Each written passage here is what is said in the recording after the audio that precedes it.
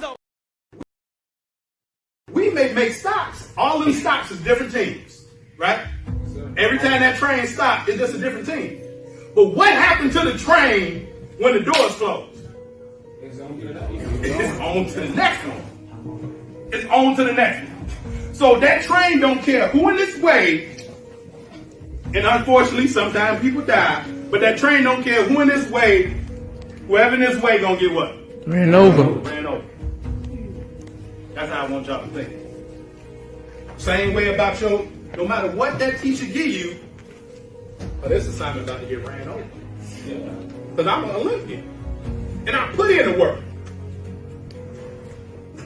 Does that make sense? Like, and if y'all don't understand that, it's another team that do. Because we talk about the hard way, it's going to be them teams in the fourth quarter where it get hard. And it's a nose-to-nose battle. It's going to be, who's going to be the toughest to come out? And it ain't the toughest like this with them push-ups or whatever, right? It's who's going to be tough here.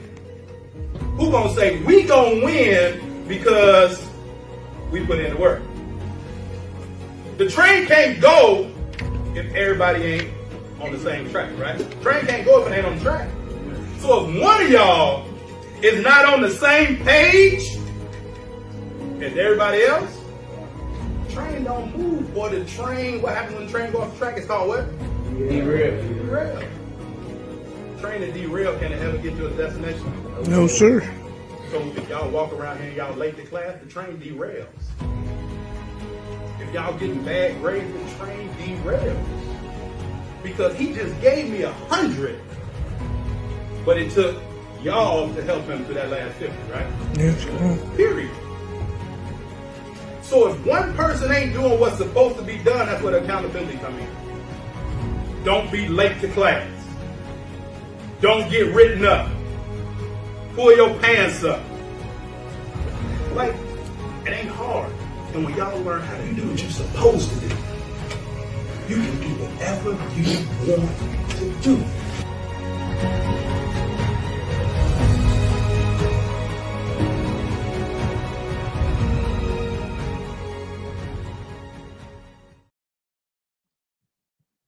Good afternoon. How you doing? It's Coach Carvel Bailey. Welcome to another episode of Coach Carvel Bailey's Lunch and Learn. So today I just came on, right, lunch break. Pretty hungry right now. But sometimes I just drink tea and I drink water and or my green juice throughout the day to just try to detoxify, just get my mind right? And so holidays can be tough for students. Holidays can be tough for athletes. It can be tough for coaches, for parents, for teachers, for all of those things, right? Holidays are not always happy for everyone. And it's not just holidays, different times throughout the year. And so as humans, sometimes we just get stuck, get in a funk, or just get full, right? And that fullness is kind of like being hungry, right? I always talk about it's the difference in being hungry and being thirsty. I'd rather be hungry than being thirsty, because thirsty is I'm desperate, right? Hungry is I have a feeling and I'm looking to quench that feeling. Well, my hunger right now is it's close to holiday break, right? I'm ready to leave out the classroom, right? I'm ready to be on break. I just need a mental cleansing right now, right? If it's coming on here twice a week, giving like my all here, sometimes getting great interactions, sometimes not. Sometimes people sit behind the camera like, some are today, they don't respond, don't say thank you, no appreciation, right? Coaches get the same thing, but guess what? Athletes get the same thing also.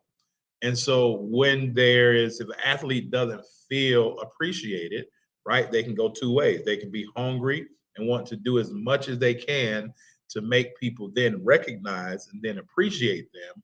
Or some athletes may just wither and they just need to get their mind together and they don't necessarily know how to do it. So I posed the question, what is your athlete doing as it's heading to break, right? They've been playing about a month or so or longer, been playing games, been playing practices. And these are the three things that I come up with right today is that your athlete is probably tired, right? In the middle of the season, heading to the middle of the season, they're probably tired mentally, more than physically. They're probably worn out and or burned out. This is around the time when their body starts to hurt, and they may not be able to recover quick enough.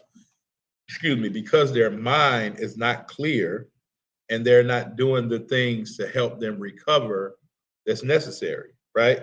So your athlete is either tired, your athlete is either worn out or burned out. And your athlete at this time probably needs to reset or regroup. But if your athlete doesn't know how to express, communicate, them being tired, them being worn out, or them being burned out, right? They've heard the same coach's voice since August, sometimes since the summer time, right? And so they haven't really had the opportunity to fully express communicably, right? They haven't had a chance to communicate what they're tired about, what they're worn out about, what they're burned out about, as well as the rest and recovery. Um, Marvin says, break that recovery info down.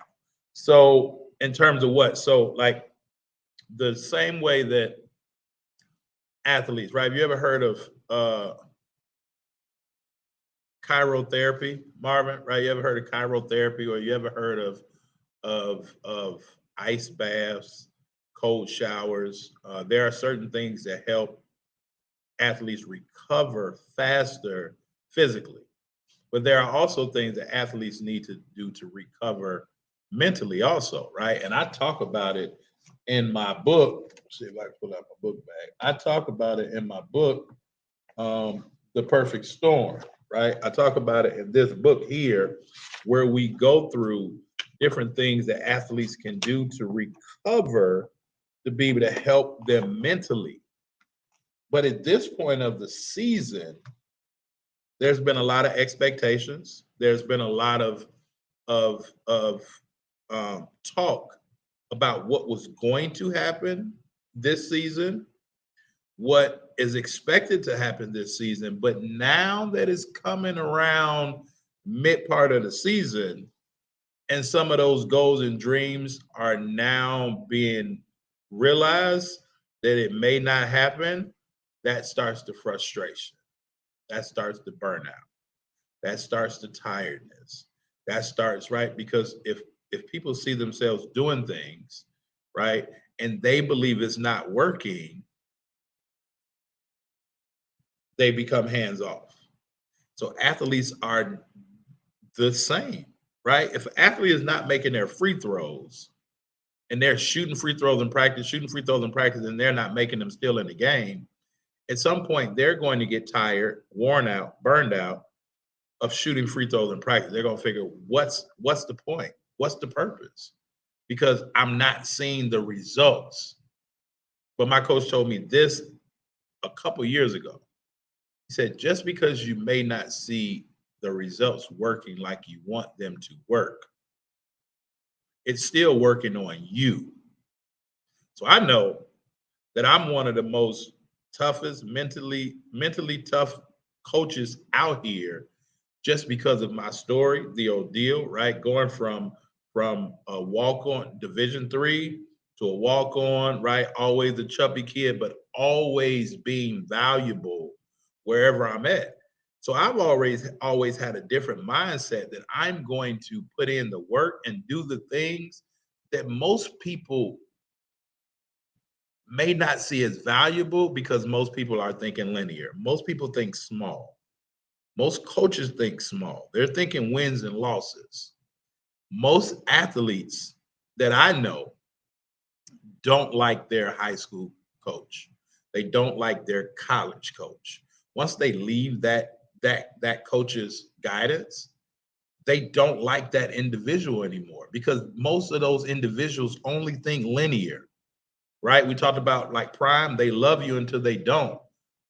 And so with athletes understanding these things and not feeling appreciative, maybe because your athlete is not that 5-star recruit. So everybody's not appreciating them every day. Well, what is it that your athlete is doing to be able to recover? Do they meditate? Do they steam? Do they sauna? Do they read books? Do they listen to classical music? Like, what are they doing to bring themselves into a deeper mental focus so that then it can improve their physical capability? Old school coaches needed this instruction openness. Thank you for your, absolutely, right? And so I was just watching something from Buzz Williams, and Coach Buzz was talking about how, and I have it written down somewhere, but he talks about L is greater than or equal to C. And I was just watching this morning, Marvin, talking about our rate of learning won't catch the rate of change. And so because things are changing so heavily and people are dealing with a lot more, athletes are dealing with a lot more mental concerns from the coach berating them, always hollering at them, always expecting more, trying to coach them, but not teach them. So athletes have a real hard time dealing and maintaining their mental focus. So when I talk about, right, I'm hungry. I am hungry today, but I'm purposely cleansing myself because I want to gain more clarity in those things that I do, right? How can I serve you and my audience that much better based on the things that I'm doing and how I'm doing them, right? But if your athlete doesn't know how to improve themselves, how to recover, how to rest, how to regroup, then they'll always be searching for that thing to take them higher and make them better. And a lot of coaches don't take time to really, really learn and understand their athletes because most coaches aren't coachable. Most parents aren't coachable. And they aren't, the reason that they're afraid and they follow the crowd is because they aren't coachable. So most parents think on the same level as coaches. They're just thinking wins and losses. They're not thinking about the future of their athlete. You'll be amazed how many phone calls, how many emails I get, parents concerned about their athlete's mental health, and they feel like they have to put their child on medication. And these are athletes, but they feel they have to put their child on medication, or they feel they have to take their child to therapy because of what a basketball coach has done. This is why I'm so passionate in what I do, but most parents haven't really expanded their mind to understand that I need a coach that can speak to my child's mental health while improving their physical abilities all in the same. So remember, it's always better to be hungry because you're looking to solve the problem than being thirsty. You're looking desperate to do anything that can take your mind off the hunger. All right? I hope that makes sense. Get my kids in here. They loud as hell. I got to regulate this too. All right? Coach Bailey. I'll holler at y'all a little bit later. Peace. Yo, just so you understand it, this is Coach Carvel Bailey's program with the spirit of Bob Hambry. This is Blessed of All, helping athletes, and we represent. Study your craft, your mentality leads to excellence. It's all about your mindset. We'll never stop addressing this, so be positive and not a pessimist. Confidence took James Harden higher. If you really want it, it ain't gonna be easy. It's gonna be hard as carbon fiber, but we got you. From counseling to workshops, we do it. You'll go farther with a scholarship. We'll help you get recruited. Yo, anyone can dribble and shoot, but it's the ones who study basketball internally that make make it to Duke University. Knowledge goes around. The game is played from the neck up and not from the shoulders down. This is Bless the Ball, helping you with obstacles. The athletes are the rocket. Bless the Ball is the rocket fuel. If you hit a wall, we can help you slowly climb it. So keep a Mamba mentality like Kobe Bryant. Bless the Ball. Cherish the opportunities that you have. Bless the Ball. Use your mentality to master the craft. Bless the Ball. Come join our team, it's a new day. Follow our steps and watch how much better you play. Bless the Ball. Cherish the opportunities that you have. Bless the Ball. Use your mentality to master the craft. Bless the Ball. Come join our team, it's a new day. Follow our steps and watch how much better you play. Yo, Coach Carvel Bailey. Hey, listen to your coach, man. He ain't no scrub off the street. That man got credentials, academic and street. Believe it. And my name is Strategic.